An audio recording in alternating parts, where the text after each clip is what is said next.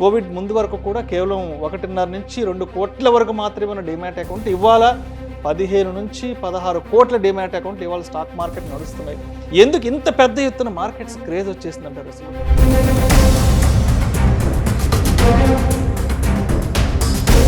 Stock market అనేది డబ్బు సంపాదించుకోవడానికి అత్యుత్తమమైన మార్గం అని అర్థమైంది. కానీ ఎలా చేయాలో,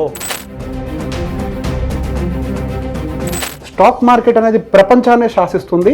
స్టాక్ మార్కెటే లేకపోతే ప్రపంచము లేదు, వ్యాపారము లేదు, మీకు ఆదాయము లేదు, నాకు ఆదాయము లేదు. సో ఈ స్టాక్ మార్కెట్ అనగానే బయట నుంచి చూసే వాళ్ళకు ఇదేదో ఒక భూతల స్వర్గం లాగా, ఇందులోకి వచ్చేస్తే ఇమీడియట్ డబ్బులు వచ్చేస్తాయి అంతే, స్టాక్ మార్కెట్కి వెళ్తే డబ్బులు వచ్చేస్తాయి, ఇది ఒక రాంగ్ ఇంటర్ప్రిటేషన్, రాంగ్ అండర్స్టాండింగ్ వచ్చేస్తుంది. దాంతో ఎంటర్ అవుతున్నారు. అభివృద్ధి అనేది ఒక రాత్రిలో జరిగేది కాదు, అదొక ప్రక్రియ.